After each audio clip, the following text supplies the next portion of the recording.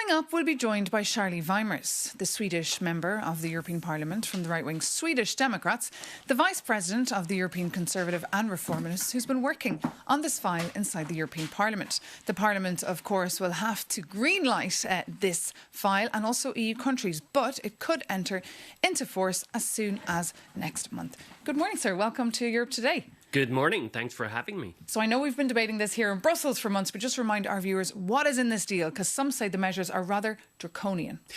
Well, the EU has reached a landmark deal on the return regulation. That means, for instance, longer detention periods to prevent people from absconding, firm entry bans that carry real weight, and the legal framework for return hubs. So, indeed, the era of deportations has begun. We're moving from words to actual enforcement of our laws and our borders. But this kind of language would not have been used here in Brussels 10 years ago. What has changed?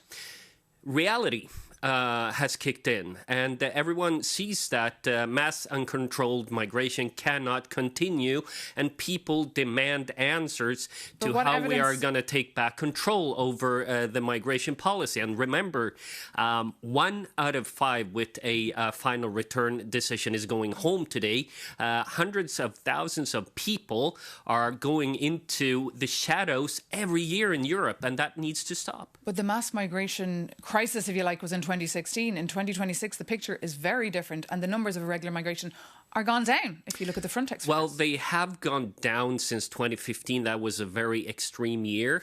But the effects, the consequences of years of illegal migration are there. Just look at Paris this past weekend. People seize this, and they demand that the EU does something about border control, does something about returns. But why do you think this will fix the problem? Does migration not need an overall much more holistic approach?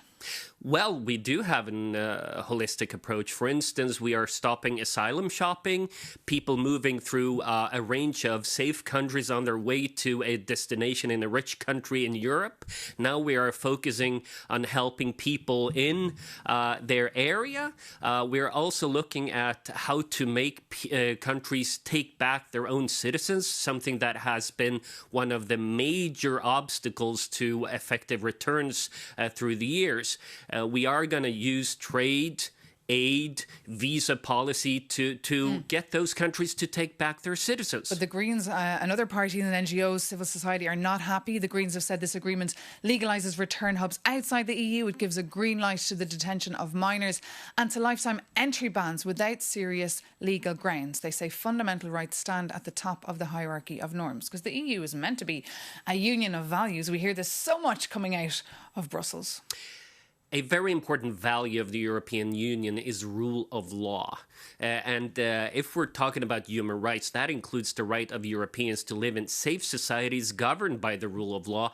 And I wonder why the Greens won't accept the idea of, for instance, terror suspects getting lifetime entry bans. Why do the Greens want them in Europe? That's the question. That's a question for perhaps The Ring, our debating show here on Euronews. Mr. Weimers, thank you so much for being our guest this morning on Europe Today.